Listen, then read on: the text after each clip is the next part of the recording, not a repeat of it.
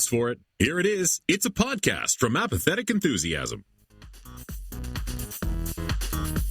In this episode, we're hopefully going to think of things to say because we're playing it fast and loose on another episode of Apathetic Enthusiasm. Yes, apathetic, spelled A-P-A-T-H-E-T-I-C, enthusiasm, E-N-T-H-U-S-I-A-S-M. Put them together, Apathetic Enthusiasm, only here on Apple Podcasts and Spotify and every other podcast app that is out there. You can find us basically anywhere, but only here, wherever it is that you found Only it. here in the place where you're listening and or watching right now. How do you feel about the term wherever you get your podcasts? What I know I've seen some discourse out there on Twitter, various places where maybe it was an NPR thing where they said, "Can we retire any place you find your podcasts at?" And the question is, No. the answer is, what else are you supposed to say? Yeah, I don't know that there's What an is answer. what is an appropriate thing to say other than that? Unless you're just pick a place. Just pick a place and stick with it. I think the alternative is you can find us on Apple Podcasts, on Spotify, on Stitcher, on Audiophile, and then just you can find us at www.apatheticenthusiasm.com/HR37-429. There's no good succinct answer when podcasts still operate off an RSS feed and can really be duplicated across hundreds of different applications. So to answer your question, Twitter, well, I think that is the best answer, right? Wherever you get your podcast. If the podcast is done, all right. Hi, we'll get into social media links later. I'm Travis. He's Brandon. How you doing? Welcome to the show. Hey, everybody. We're just getting into hot takes real early. So hot, too hot to handle. Ooh, it's a hot take minute. Hot take intro. Our new feature of Apathetic Enthusiasm. If you're doing it right, then your podcast should be wherever you get your podcast, right? Because you're expanding your reach, you're broadening your horizon. Joe Rogan can't say wherever you get your podcast. He can't say that. Because the question is he doing it right because he got a fat dollar contract so he can only get his stuff on Spotify, or are we doing it right because you can get it wherever you get your podcast? That's the question. Yeah. Let us know what you think in the chat. Barnyard Crew up in the we're chat. making Thanks. more money. We're making way more money than him. Arguably. So much monies. Anyway, yeah, I don't know. What do you think? I think we're doing all right. I think we're doing all right. I think so. I think one of the things that I want to do is figure out the sponsorship stuff, figure out some advertising. Once I'm finished moving, then I can focus on that, because I think it's also going to tie into my post military career. Yeah, well, absolutely. And I think the onset of yet another Rick and Morty season feels like the right time, the prime time for making that move. If you listen to Interdimensional RSS, which, by the way, if you listen to this show and don't listen to Interdimensional RSS, God bless you. Just good for you. But that show is literally built in such a way that it perfectly would facilitate ads if we just took the time to secure them. So we just took the time. Anyway. Well, enough of that, though. Let's actually get into our social media links, Travis. Oh, okay. Follow us on Twitter at Apathusiast. I'm Jogomino. He's at Barnyard Cruise. Yeah. That's it. Just follow us on Twitter. You can also find us on Facebook, facebook.com/Apathetic Enthusiasm Show, or email us, apatheticenthusiasmshow@gmail.com. We love all your emails that you guys send us all the time. Apathetic_enthusiasm is where you can find us on Instagram. And this podcast, as well as all of our others, are available at apatheticenthusiasm.com. Thank you to those watching live on Twitch at twitch.tv/apatheticenthusiasm. If you couldn't catch the show live Monday nights, 8-ish p.m. Central Time, then head over to youtube.com/apatheticenthusiasm where you can find video versions of all of our podcasts. Finally, buy our love. You know you want to. Head over to our TeePublic store. That's apatheticenthusiasm.com/shop, where you can get a curated collection of all of our shirts, our favorite shirts with our faces on it. Also go to Patreon, patreon.com/apatheticenthusiasm, where you can support the show directly, buy our love. Brandon, I don't know if he's doing like a video of us podcasting. I don't know if he's like inceptioning. He's got something going on with his phone. Also, you go to Blueberry, start your own podcast, and use the promo code AEPOD, AEPOD, to get lots of percents off on your first month. So many percents. So many percents. No, what I was doing, Travis, was I was looking at my phone as you were talking, and I realized when I'm looking at my phone, my head is down like this, right? And that's rude. That's rude. And, that every so middle schooler knows you can't just look down at your crotch. Phone So up to the camera, and that way it looks like I'm looking at. That's the not camera. rude at all. That's the perfect way to do a podcast. I'm totally listening. Hey guys, how's it going? Pay no attention to the black mirror up on the screen. For those That's right. For those of you in our video audience, you may notice longtime fans of the video podcast will notice a slight difference in Brandon's surroundings. He is in the same room, but with way less dust collecting swag. As it looks like you're packing up there, bud. You're slowly but steadily getting it all packed up. Look at you. Is this right. it? Is this the last episode in this location, or I mean, I don't want to hold you to anything. No, I think the next Rick and Morty episode will be the last one.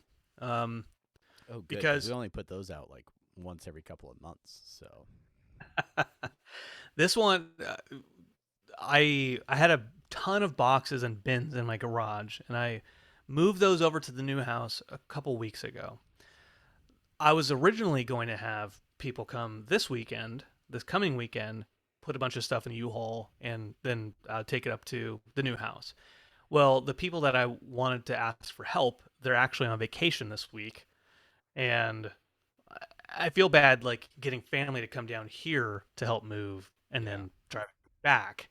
So we just decided to postpone a week. And then so next week will be the last episode of whatever we do, and then we'll start basically right after that. Right after that, in May, we'll be there. Woo! Scene change, new environments, there'll be virtual backgrounds behind me. There'll be a big window. Oh, so it'll be like nastily backlit and like. No, check this out, Travis. That room, because Chelsea, a wonderful, wonderful woman, she installed these levelor blackout curtains, blackout blinds. That room, like this shirt is a glow in the dark shirt. This Jason Part 6 shirt is the glow in the dark shirt. If I turn off the light, even in the middle of the day, Travis, and I pull those levelor blinds down, this glows. It glows. It's so glowy. So bright. So bright and glowy.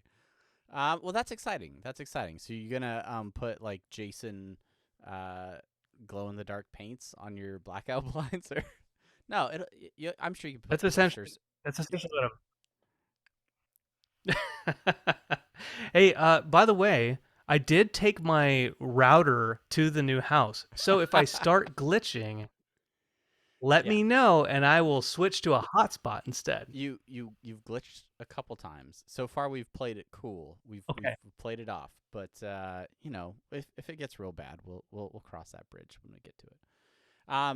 What's your I'm shutting this off. You Oh, keep it's talking. happening. What's your Oh, stress level like right now in term? I mean, I know moving can be very stressful.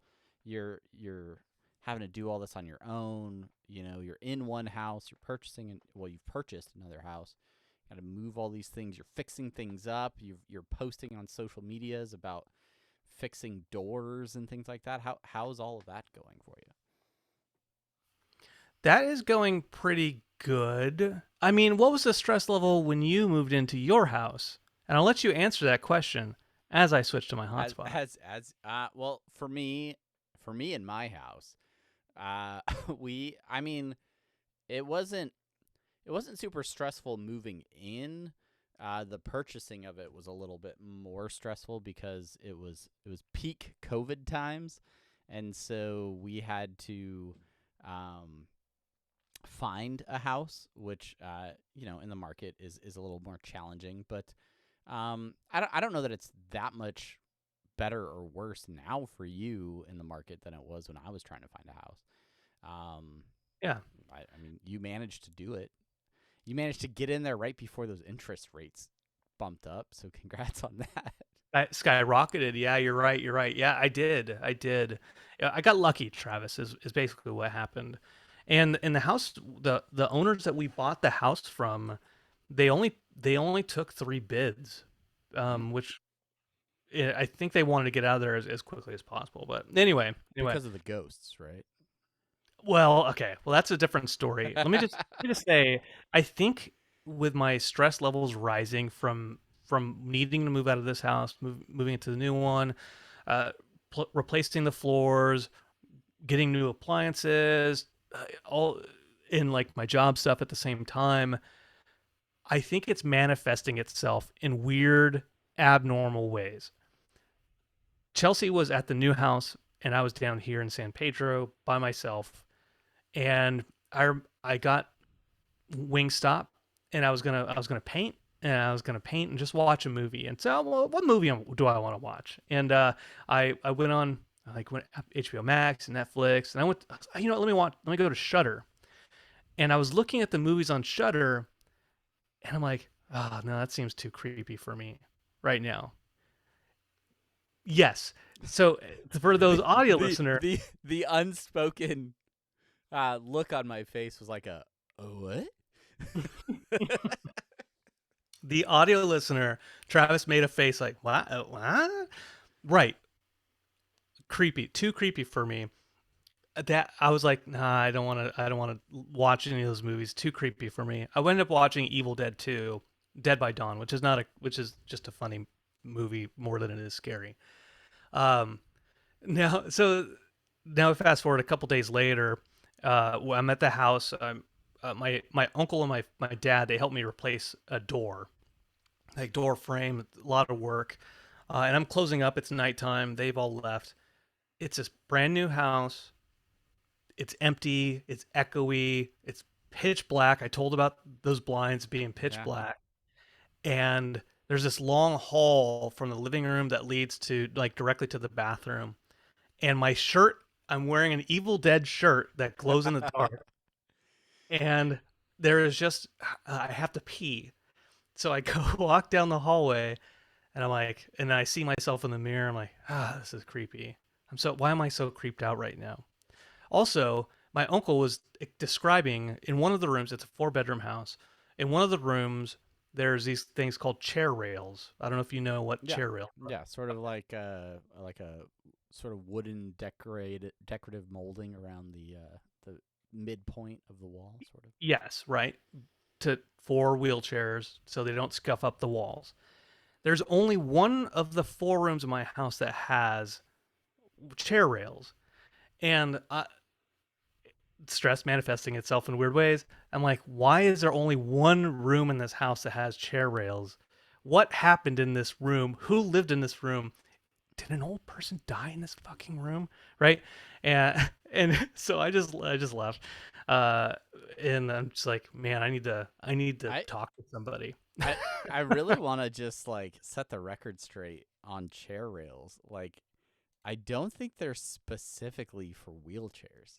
I think I think it's just for like chairs. Like Like in a dining room, you have chair rails around so that like if you like scoot your chair out, it doesn't hit the wall, it hits the chair. Like I believe that is the Victorian purpose for I mean that's probably true, but it's but also possible that a disabled person died in that one room and only that one room. yes, And that will and that's now why be we your child's bedroom. and that's why we had to replace the carpet because there was probably Because of remnant. the death everywhere. Yeah, spirits. Is that your podcast room? The death room? No, Oh, no. man. I'd be creeped out every time I was in there if that happened, man. Well, that's good. That's good. Hopefully no more hauntings or maybe some. Who knows? Time will tell. Time will tell. Keep us updated on the podcast. But let me talk about my house. All right, because it. We have been doing stuff to it. I talked about taking the carpet out, replacing it with laminate flooring, replacing the door in my office that goes directly out to the backyard. Um, there's been these things that we've been doing to the house, and initially we bought the house, and I think anytime you buy something that expensive that is going to put you in the hole forever, basically until you die, that there's a little bit of buyer's remorse in like any little thing you see is kind of a buyer's remorse. Like, oh crap, oh, like we got ourselves in too deep for something that is not perfect, right? And just doing these little things is really changing it slowly but surely getting positive. So in our backyard, we have, I think I may have talked about it before. We have lots of plants and trees. We have a lime and an orange and a lemon tree. So We've got much citrus. artichokes and squash and all these things. There's this big ass artichoke. If you go to my Instagram over at Barnyard Cruise, there's a big ass artichoke that bloomed off the plant. And it's just like yesterday, Chelsea and I were we were just finishing up, just doing some around the house stuff up at the new house, and her mom and her brother-in-law left. It was just her and I, and we're in the backyard, and the squash plant just it vines and it gets on just out of control. And so we went back there and we were just trimming it up and making it look nice. And we harvested that artichoke, and it was like, it's like we're to our golden years. Look at us. Look at us choking each other in the backyard. Just did you eat that artichoke? No. We have to soak it. I'm told that you're supposed to soak it in some kind of vinegar solution to get rid of all the bugs that like to hang out in the leaves of the artichoke. Oh, that's probably a smart first step. Mm-hmm. Are you a big fan of artichokes? Not a huge fan, but artichoke dip. Chelsea makes pretty good artichoke dip. There you go. Usually you use a canned artichokes, so probably one is not going to be good enough. Maybe not. We'll see. Keep us posted on the artichoke situation. What I do, one thing that I like, I'm eating a lot of oranges, and I'm not worried too much about the bugs. I used to like cuties. I'd be like, oh, I don't like buying from the store. I'm like, it's probably got flies and bugs in them. But for some reason, Inside the cuties? Yeah, I don't know. It's a weird. It's stress. I'm sure it's smashed. I mean, I've eaten a lot of store-bought oranges. I feel like I've very rarely had bugs inside of them. Very rarely, but you have. But not never. Yeah. Also, don't get me started on Walmart pre-prepared salads. Oh God. Ugh. I found a ladybug in it. Oh, that's cute. Was it dead? Yeah, oh yeah. I'm pretty sure I ate one too. Like, oh, this pepper is kind of red. Yeah, Is this a red? It's peppery. No. This is as your jaw closes, like trying to hold it open. We do have ladybugs, but we have a lot of aphids, so it's good. So we're gonna try to get more ladybugs in there. It's a good trade. Anyway, Yeah. the oranges you buy from the store, the cuties, the mandarin oranges, whatever, very very round, right? And very, yeah, like the skin is tight. It's tight. Toy. It's a toy. It's the GMOs that Yeah. that do that for you. they're very very toy orange peels. Uh, when so the first time I looked at an orange on my tree, I was like, these are all wrinkly and they're shriveled, right? I'm stupid, man. I don't know what a real fucking orange is supposed to look like. And so Chelsea's like, no, like that's how they're supposed to be.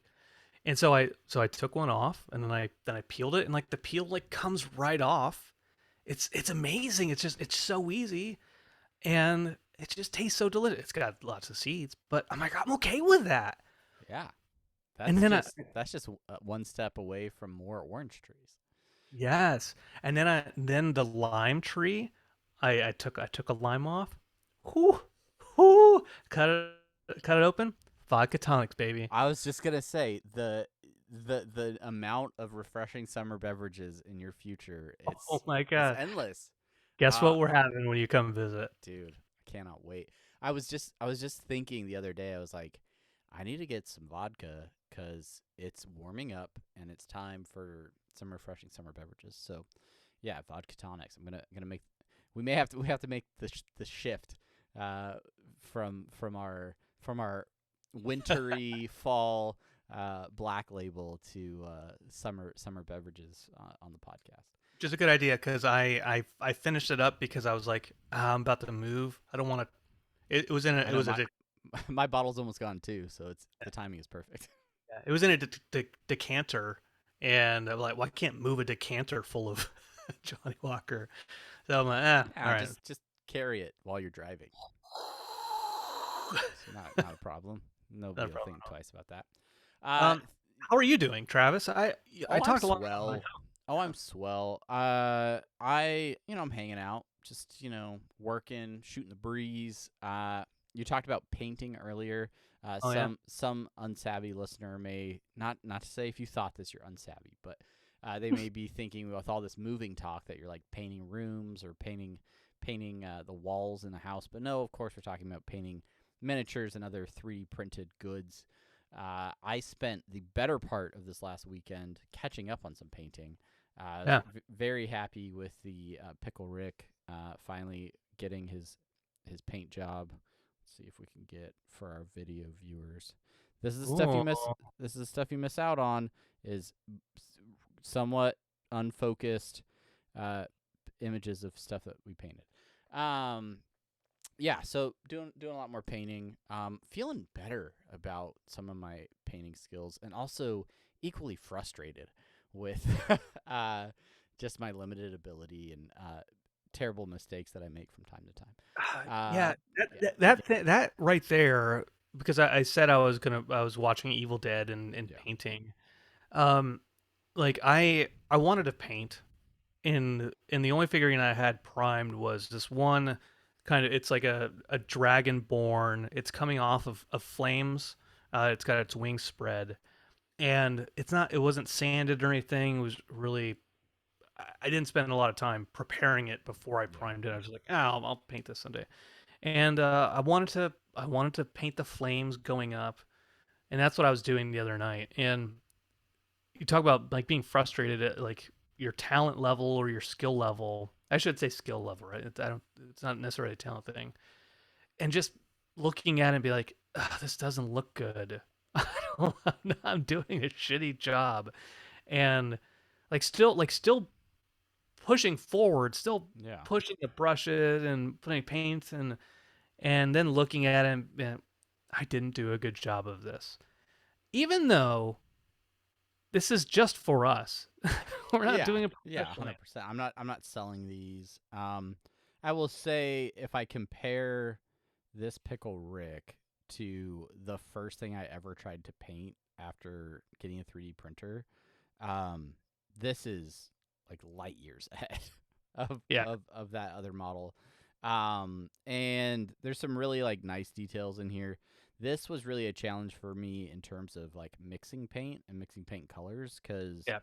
um, yeah, I have I have very limited options in terms of the higher quality paints that I've purchased, and so being able to consistently get certain colors and have it sort of match across different areas of that piece I was pretty happy with. I also painted this random little mech dude, and I just like globbed tons of wash on him, Oh which yeah. makes him look like dirty and battle damaged, but also gives like a really cool kind of shadowy effect on it. So, and then I busted out the 3D printer. I made an articulated, posable dude, which I just kind of randomly made him on a whim, but the files are over on Prusa Prints.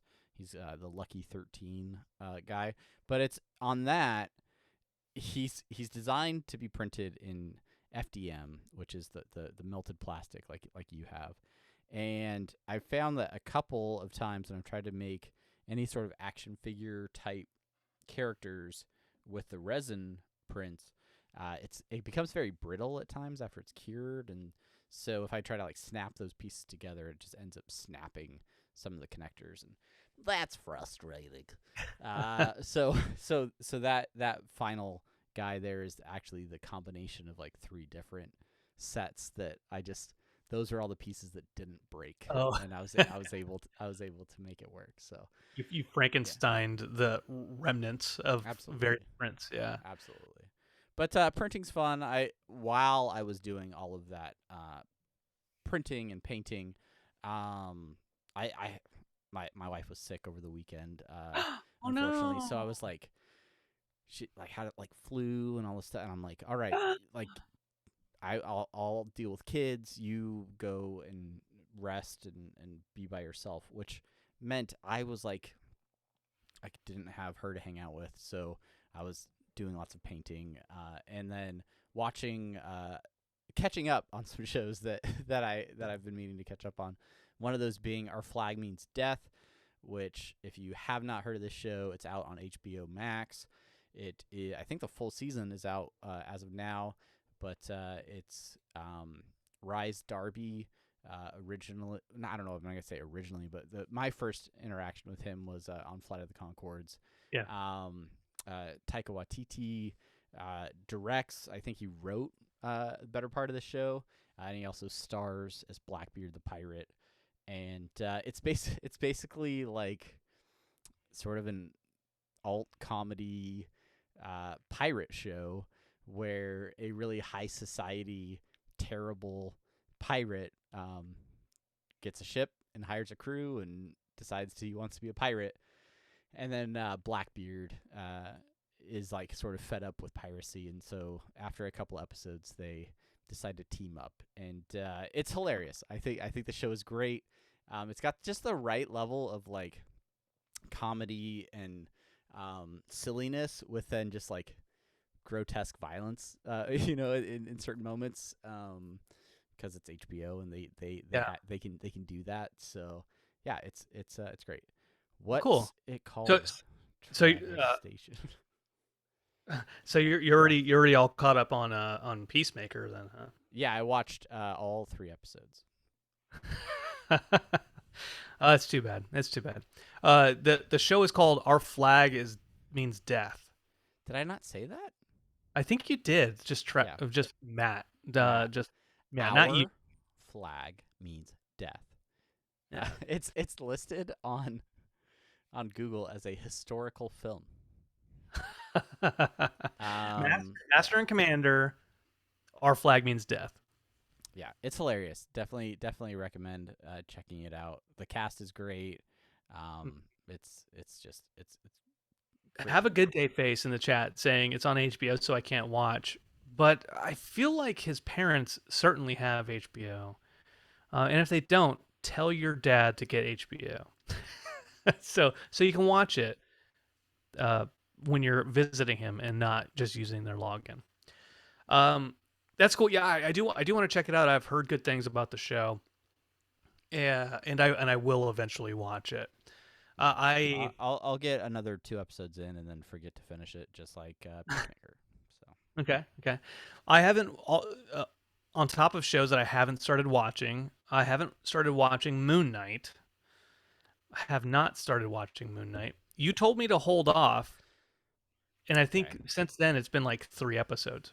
So 3rd episode will be out this week. Okay. coming out on Wednesdays. Moon Knight, I'm watching week to week, just like every other Marvel series, and basically all the Marvel and Star Wars series on Disney Plus. I'm just catching as they come out. Um, I know I haven't watched it yet. I tried to watch it the other night instead of something scary, and I couldn't remember my Disney Plus login, so I said, "Fuck it, I'll watch Evil Dead 2." so I'm gonna say this about Moon Knight. We won't get into spoilers. Not that it's still a little early for too many spoilers. But I will say this about Marvel series in general. The Marvel formula is pretty solid. We're not going to talk about Morbius. That's this. We'll put a pin in that. That's Um, a Sony movie. it's a Sony movie, and it's driving me crazy that all these people are like, "Oh, it's a bad Marvel movie. Marvel's falling off." It's a Sony movie. Stop. Get educated. I'm right there with you. I'm right Thank there with you, man. Thank you. Yep. But some of the memes are funny, so I'll give them that. But yeah, so I started watching Moon Knight with Sheena. We watched the first episode. She was just like, "I'm confused. I don't know what's going on. What's up with this guy?" And by the end of it, she's like, I don't get it. I'm checked out. And so that was like 5 minutes before the end of the episode, which was like a big reveal at the end of the episode. And then a week goes by. I'm like, all right, you have to watch the last 5 minutes of the first episode, kind of get in the zone on what's happening there, and then let's watch the second episode. And even after the second episode, she's like, I mean, like, I get it, but it's still kind of weird, and I don't, just seems too weird. And my argument back to her was the first couple of episodes of WandaVision, which at this point is like acclaimed by so many Marvel fans as just an achievement in television, and they did such a great job, and it's an amazing series. At least a lot of Marvel fans feel that way. I think we have to give Moon Knight 2 or 3 episodes, if not more, to sort of find its pace. The way that they introduce these characters, they don't want to rush it, and I get that and I appreciate it, but because it's not a movie, like some things are played a little bit slower, and you're still in that learning about the characters and the environment by episode 2 or 3. And so I think it can be a little bit more confusing, which is why I said to you, this might be better to watch in a binge session or two, where you can get 2 or 3 episodes in at a time, or just watch the whole thing in one go. And you're not the first person to have said something like that. I was talking to a coworker, my buddy Mike Thompson, and he was saying like, yeah, like the first episode it's kind of odd. And he and I were talking about WandaVision too, and he was saying he didn't really like WandaVision because of those first couple episodes, and maybe that means I would like Moon Knight from the start, because it like Wanda. Well, I know Moon Knight is not the same kind of feel and No. as WandaVision is, right? But like WandaVision was the first Marvel show property to do something like completely different. I think Ragnarok might have started kind of being more like pure comedy. Sure. But WandaVision was, let's do experimental Marvel stuff here. And it was the start of the Marvel multiverse type of thing going on. Yeah. I love those first couple episodes. Maybe because I was raised on TV, and I would wake up in the morning and I would watch I Love Lucy, and I would watch Three's Company, and I would watch all those things. And so it spoke to me in a way that probably didn't speak to other people Sure. who were just jumping into it. My concern with WandaVision was less on the stylized homages to classic television. My concern was like, is this just a gimmick? Because those first couple episodes, outside of a few context clues, you don't really know that there's more to the show than a storyline about Wanda and Vision and their Yeah. family together that each episode keeps playing out in like a different style of a different like decade of television. So once they're able to kind of break that mold, which I think happens in the third episode, Mm-hmm. and you're like, oh, okay, all right, this other stuff's going on, and here's more like continuity and things that make sense. It kind of grounds the show a little bit more, and then I feel like you can go back and appreciate those first episodes, knowing the overall context that it sits in. That's not a concern with Moon Knight. It's just dark, and it's a schizophrenic character, and so you're like, Yeah. what's going on with him? But like, Moon I Knight, Knight, Steven and Mark and all these. Like, let me tell you, if you've, as somebody who has not watched a show, I know he's a kind of a schizophrenic character. On Twitter, people talk about all the different personalities, and it's very confusing if you have not watched the show to try to follow along with the Twitter discourse. Um, I want to say real quick, Matt, have a good day face, saying WandaVision was his least favorite of the Marvel series. I think that's fair. I think some folks, there are a good handful of folks that agree with that. We talk about, you just mentioned first two episodes kind of sticking with that gimmick, and then the third starting to move away from it. yeah. I'll be honest. I would have loved them to have kept up with the gimmick more. And Yeah, I mean, it continues past two episodes, obviously, but yeah, it's, yeah. yeah, Like, but they moved away from the gimmick itself to sure, then going to the more story stuff. And for me, I almost wish that they had not felt it felt like they took a risk, and then from the risk, then they went into more kind of safe territory by then going into standard Marvel stuff. sure, I there was a lost aspect of the first couple of episodes where they sprinkle stuff in. And maybe it's because the series was so short. It was only 6 episodes, same as Moon Knight is going to be, I think. yeah, Uh, but I would have liked to have seen more of that. Having said that, going into Moon Knight, I I expect it to be good. I think I'm more interested to watch all of Moon Knight, all of the episodes, more than I was the Hawkeye show, which I did not finish, or start for that matter. Well, you can't finish if you don't start, I suppose. yeah. Hawkeye was enjoyable for me, but that was more of a passing of the baton type of show, and it it's different, right? Because a lot of these Marvel series, they are using the additional time they have to establish characters within the Marvel Cinematic Universe without having to dedicate a full feature film to them. The problem I'm having right now is outside of Wanda from WandaVision, we really haven't seen any of the Marvel characters make that move from the Disney Plus series back to like the films. Mhm. There we obviously new Doctor Strange movie, Multiverse of Madness coming out in May.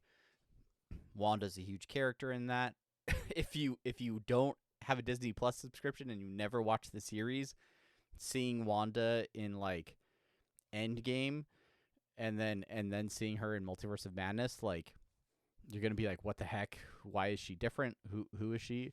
But I would say I would like to see more payoff with the serialized characters on Disney Plus showing up more in the movies, and it's gonna happen. I'm confident it's gonna happen, but it just feels like a lot of setup in these series, and I want to see them on the big screen. Yeah, I think the talking about Doctor Strange in the Multiverse of Madness coming out in the beginning of May. Yeah. I think that's going to be the first time that we have seen a movie pull from the series on Disney Plus. because all the Marvel What If stuff, which is heavily featuring Doctor Strange, Yeah, like I think we're going to see maybe that version of Doctor Strange in there, maybe some Marvel zombies, but potentially, that'd be sweet. uh, and some of the other Scarlet Witch stuff, also from WandaVision, right? Yeah, So I think but I that mean, is like, going to bring what bridge the gap, bridge. yeah, I'm just, and I guess part of me is just curious. Is is there gonna be a big sort of combining type Avengers type movie in the future? Is there gonna be something? Because we had all these, initial setup movies with Iron Man and Captain America, Thor, right? That all of those movies sort of the Incredible Hulk leading into the first Avengers movie. And that first Avengers movie, for me, really set up what made the Marvel Cinematic Universe different, right? Because you could have all these individual adventures, you could have these individual storylines with these characters, but bringing them together within that continuity and making it feel natural, making it feel like it wasn't forced, like that they belong together in that world. Um, is the formula that led to the success of the entire, Infinity Saga, where they could continue to do those crossovers and ultimately in Infinity War and Endgame, like really have that big, you know, payoff of all of those characters coming together. Yeah, I know Spider-Man No Way Home brought three different Spider-Men together. Like that was cool, but since then, since Endgame, we've had so many new characters show up, or new versions of the characters. Falcon and the Winter Soldier, new Captain America, new Hawkeye coming out with the Hawkeye series. Now Moon Knight starting to come into his own. I how are these people going to show? Are they going to show up with Shang-Chi in a movie? Are they going to show up with the Eternal, like, because the Yeah. movies are coming out too, right? And so how is this all going to play together? Or is it not? Are they gonna just do like a big Secret Wars type thing and be like, haha, all these people were not actually who they said they were? Or like and again, we've got some big movies still on the horizon, that we've seen very little of, but have been in production for quite a while. So, I mean, Eh, Kevin Feige's got enough tricks up his sleeve still. I think we're in good hands. But He has said that there is not going to be another, like, that there's not another Avengers movie coming down the pipe. So what I don't know what that but means, right? yeah, well, I don't think it's going to be called Avengers, right? I don't think it's going to be an Avengers movie, but if they're just doing like all these different threads and they never Mhm. bring them together, that's a mistake in my opinion. Yeah, But yeah, uh, yeah, yeah, yeah. The Avengers. I had a thing it's that I going to be a wanted new Avengers. It's going to be a young Avengers movie. I can't. I was gonna say something. I had a point and I screwed it up with the Feige thing. Plus, I misspelled screenwriter. I don't know how it Write it. autocorrected the screenwriter. My autocorrect said screenwriter. Like, what? You correct fuck the duck all the time, and then you change the screenwriter to screenwriter. Anyway, uh, Retet. Anyway, Moon Knight. I hope you like Egyptian history or Egyptian mythology, because it's deeply rooted in that. And but so far, Oscar Isaac's great. I like Oscar Isaac a lot. Ethan Hawke doing his thing in there as well. I'm excited. Wednesday I'll be watching a third episode. It's gonna happen. So yeah, go watch Moon Knight, or don't wait and binge it. just wait and binge it. Speaking of waiting and binging it, uh, Binging. I have not binged a show in quite a while, and I will continue not to. But I did watch something the other day that I wanted to see for a while, and it was that's not a good segue.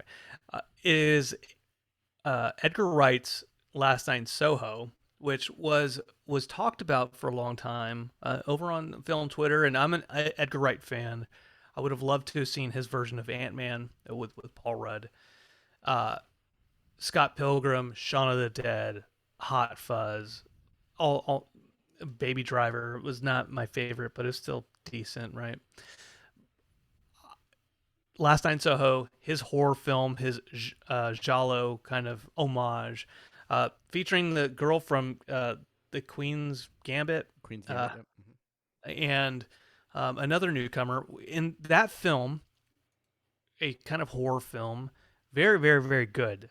And it is the story there. I don't know if you're tracking a young woman who's like kind of a fashion designer in modern day London, uh, is going to college, and she has this kind of supernatural ability to feel ghosts, see ghosts in the mirror.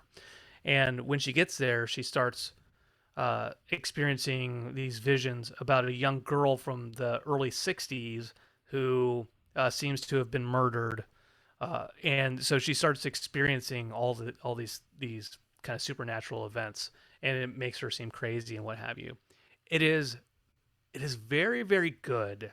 The sound design is amazing. The color that Edgar Wright uses in the film is so great. The editing is perfect, and Edgar Wright is, we talk about like Baby Driver, the use of sound there. Shaun of the Dead was a really good example too, and of course Scott Pilgrim. Like he's just very good at utilizing music. Most of the movies you just mentioned all utilize, and you talk about the editing, but that quick snappy cuts of like moving through a sequence very quickly, and like, oh, we need to go to the bar in Shaun of the Dead, and it's like boom boom boom, right? And then like, and it's like almost like quick cuts, like pouring the drink and then like sitting down, and then Scott Pilgrim, like moving from transitioning from one scene to another, like can happen very quickly. And like, it is that utilized in Last Night in Soho? Because I feel like with the horror genre, like it almost doesn't, like it would mess with pacing almost a little bit. Like I don't know. Is it Yeah, in there, or does it feel sort of like not the right place for it? that's actually a really good question, because even going so far back as the show that they started with was, which was Spaced out on the BBC, with Sean Simon Pegg. Yeah. Like there's a lot of that like that type Okay. of Yeah. cutting. In this movie, there is some, like in some of the more hectic scenes, Okay. but it has a horror slant to it. Sure. It's Yeah. not a comedy slant, but it's very sparingly. But he still has just masterful kind of cuts where in some shots where uh there's this one scene where the girl who she's having this experience of these ghosts, she's dreaming, and she's like in walking into a ballroom. Well, sorry, the girl from the lady from the '60s is walking into like a ballroom, and because the girl in the modern day sees everything through mirrors, kind of experiences things through mirrors, as the '60s lady is walking down the steps, there's a big mirror that's also surrounding the staircase. And as they're walking down, they're walking adjacent to each other, but modern woman is in the mirror, '60s girl, and it's so good. And there's a couple like close-up scenes where '60s lady is talking to like a guy, and she looks over into the mirror, and as she looks into the mirror, modern girl looks over into the mirror too, and modern girl wants to do something about '60s girl, but she can't. And it's very, very, very good. And the more I think about it, the more I like it, and I want to watch it again. Yeah, And I'm it's a movie that, yeah, since the trailer dropped, I've been like, that looks really interesting. It's a movie that I would be interested in watching. I'm just waiting for it to land on a streaming service, as opposed to renting it, for $6 or whatever.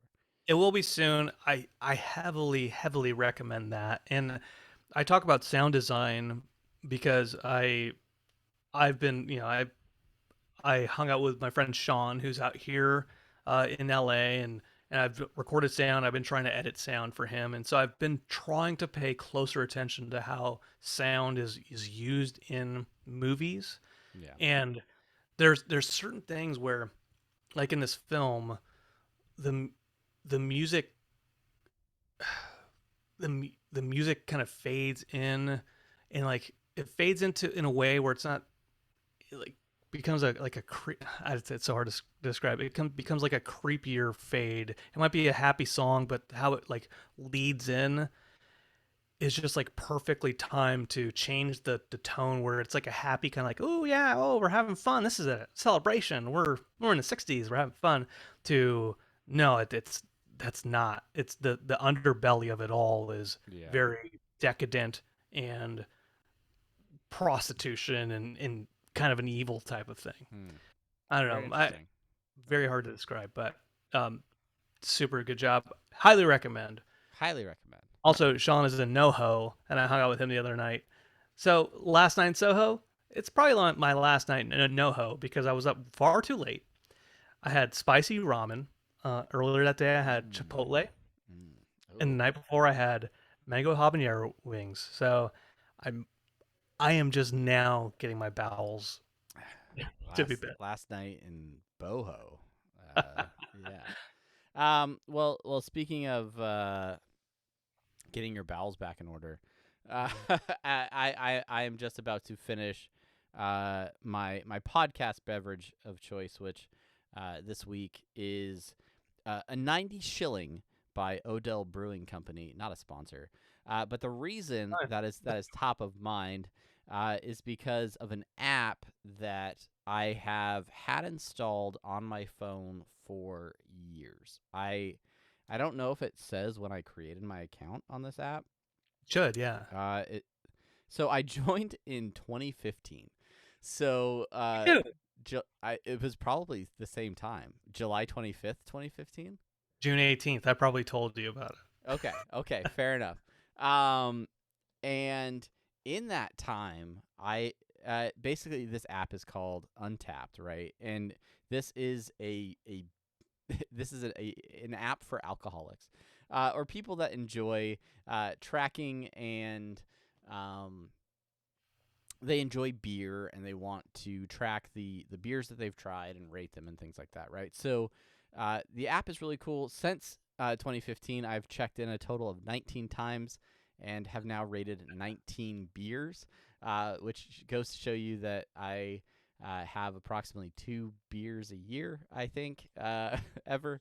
No, I don't really use the app much, but a good friend of mine, longtime friend of the podcast, loves this app. He uses it all the time. He is a beer connoisseur. Bob Carroll. He spends a lot of time going out and visiting different breweries and trying. He is the founding member of our Snobby Beer Club, which goes to say that anything I think brewed or distributed by any of the major American breweries like your Budweisers, your Millers, your Coors, those folks, we don't touch it, right? We like to stick to independents, local breweries, things like that.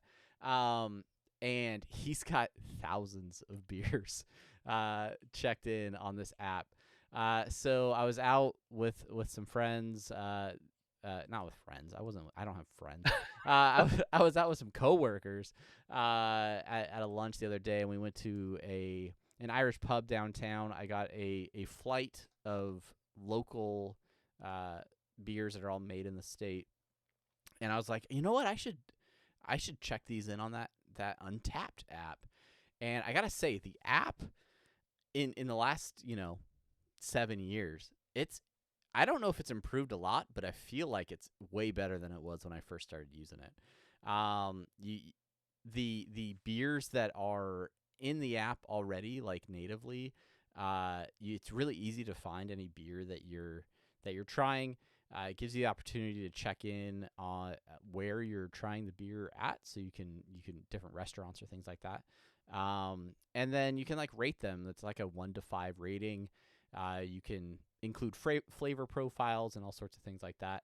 And really, like, for me, I love the idea of being able to kind of go back in the history of this and look at beers that I've rated highly, or different types of beers, and see if I can, like, if I'm looking for something new, I can compare it to stuff that I've tried before. So I'm really gonna try to, because I mean, I don't drink a ton, but like when I do, I'd love to be able to at least catalog some of the ones that I've tried in here, and on it, excuse me.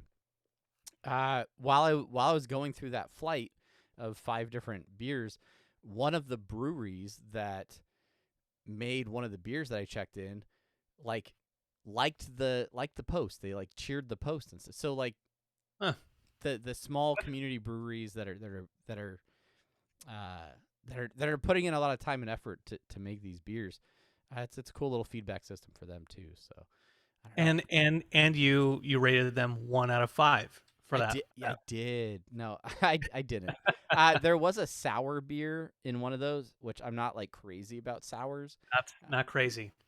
Not crazy about sour. Yeah. I'll, No, go ahead. sorry. I just want to talk about sours for a second. Please do. They're so disgusting. they just taste. I vomited on a beer. Like one time is enough, but more than one time. And like after you throw up, there's that kind of like sour acidic like taste Yeah. that is there. Yeah. That is what a sour tastes like to me. Is just like you throw up the beer and then you're like, I'm gonna drink this again. uh, so like I looked at your history and I saw that you rated the sour so low, and like, yeah, that's par for the course. Yeah. So it, and I'm trying to be honest with my beer, and I bought a. There's 2 things that were working against that sour. One is the flight was supposed to come with a, I think it's called Prairie Valley is the brewery, which is it's another Oklahoma brewery. They specialize in sours. They make a lot of sours. Prairie Artisan Ales is who makes it, but it was supposed to come with their Tiny S's beer, which is a 5.9 ABV that is a sour ale that's aged with Skittles. I'll say that again. It is a beer that's aged with Skittles. The Tiny S's by Prairie Artisan Ales. Unfortunately, they did not have that one on hand, so instead I got I think it's a Valley House 1109 is what that's called, or Vanessa House. Sorry. And it just I made sure to drink it in the middle of the flight so that I could like surround that by other beers that I figured I would like more, which I ended up in fact liking a lot more. I did get another Vanessa House beer from the store recently though. Their 401k, it's great, very smashable if you're into partying, but it's smooth and crisp. So. So if you want to follow along on another social media app, follow us on Untapped. I think I'm at Jogomino on there. So yeah, I don't know what my let me change my name on my Untapped app because it's my old name.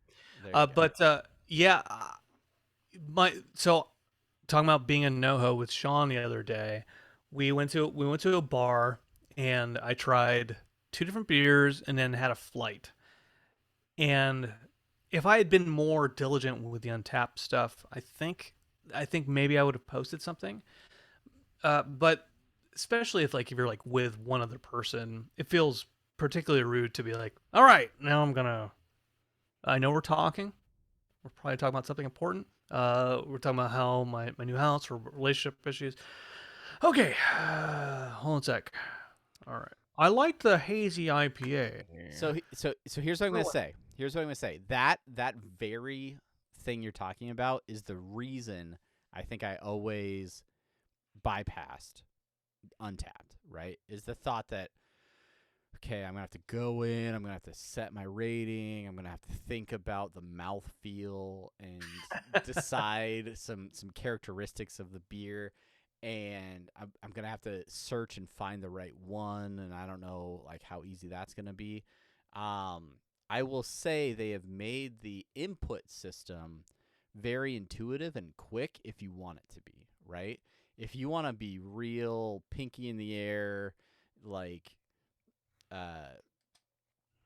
smelling the beers and putting all of that information in, you can do that. Absolutely, you can.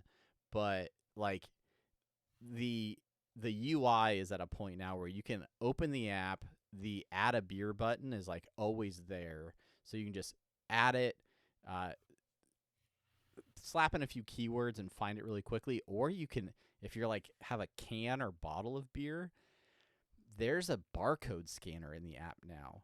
So you can like open your camera and scan the barcode of the beer, and it will immediately find it and bring that up. And then there's a slider for you to be able to quickly rate on the rating scale. Mash a couple of buttons to check into the bar that you're at, or if that's something you want to do. You can also just mash a couple keywords that are typically associated with that beer if you want, and then boom, you're done. Like you can input beers really quickly in there if you want to, which does take you out of a conversation potentially, but it's as fast as checking a text message. In the time that you described that, I checked in with one of my favorite beers, the Sabertooth Squirrel. Yeah. And I threw it in there real quick, bing bang boom, it was all done. I will say, if you're at like one-on-one at a bar, inevitably someone will have to break the seal and then leave you alone for a couple minutes. Yeah, then you can just. I love it. My fave, says Brandon. And then you earned like 6 different badges in that. I know. That was the other thing. That was the other gratification, is like not using the app in forever and then checking in like 5 beers at one lunch. I was just unlocking all sorts of badges. It was great. What I found is that generally there is the rating on the rating scale 1 through 5. Yeah. For the most part, our averages are basically like 3.6, 3.7. Yeah. And then there's the outliers that are like 1. And obviously in Sabertooth Squirrel, that's my top, right? I have to look at Bob's to see what his average is, and I'm willing to wager that it's probably in the 3s. Yeah. Well, and typically, like, we tend to at least pick things that we think we're gonna like. Typically, that is the neat thing about getting what's his. No, I lost. If I maybe just Bob likes drinking beer, because I think that might be the case. His average rating. What's his average rating? 4.2. No, man. Up. 5. Oh, not that high. 4.6. Ah, so close. 4.48 is his average rating. Wow. And he has this is the Bob Carroll's beer podcast. Unrated 2,616 beers. And he has 2,458 badges unlocked. How many beers does he drink? It's over 2,000. Yeah, 2,642 he's drank out of all time. God, Bob. Oh, let's see. He has one that he is rated. Oh, is it unrated, or it just says none? Oh, let me look at actually. Let's see. 0.25, none. He has one that is 0.75. So let's see what that is. Let's see which is his 2.7. Give me a second. I have to. This is great. Boom, boom, boom. If you look at like the bar graph of his ratings, it is almost flat, and then right up at the end there's a big spike. Yeah. But yeah. His lowest rated one is a beer by Ono Brewing Company. It is a stout. It is 7% ABV, 35 IBU. It is called Cocoa. He had that in April of 2019, 4/20/2019. So not a there fan. you go. Not a fan. And he has notoriously high ratings. So Cocoa, step it up. Yeah, absolutely. Yeah. Shout out to Bob. Shout out to Untapped. If you want to follow me, you can get my 1 to 2 beers a week that I drink. you can get those notifications on there. But yeah, it's interesting. I don't know. It's it might be a cool way to find new beers or things that I want to try as well. So yeah, shout out to Untapped. Way to go, software developers, making a cool little app out there. That's right. That's right. I thought about that. I thought about talking about software development a little bit today, but I think once I move and once I can spend 1 or 2 days a week really focusing on that, once my boss lets me, let's chat. Then we'll get back into that. Absolutely. That business. Yeah, well, I mean, that's pretty much all I had to chat about. Anything else that's lingering on your mind? No way. That was chance. Not a chance. All right, well, then that's going to make an episode for us. Thank you to everybody that's listening or watching. If you are new to the show or you've just started listening, thank you for being here. Thank you for checking us out. If you have not yet left a review on your podcatcher of choice, please take some time to do that. It really helps other folks find the show as well. And if you're on YouTube, you can like this, you can comment, make sure you subscribe so that you can get all of our videos over in your YouTube's feed. We're going to head over and do our Twitch-only post-show. If you want to be a part of that, make sure you join us on Monday nights over at twitch.tv/apatheticenthusiasm. Until next time, I'm Travis. And I'm Brandon. Let me just say, I've been Googling chair rails this entire time, and it is not universally agreed on what chair rails are or where they came from. Like, I've heard some like, oh, it's for like cramped dining rooms. Other people are like, it comes from the Greek. Other people are like, yeah, it was coined by the Shakers who placed wood and pegs on the walls in order to hang chairs on to clean the floor underneath. Chair rails, let me tell you. Jury's still out. That's right. Yeah. Maybe we'll never know. It's post-show conversation, everybody. That's why I'm so creeped out, Travis, is nobody knows where these chair rails came from. Oh, I'm freaking out. All right, I'm Travis. All right, I'm Brandon. Bye, everybody. Bye. Chair rail.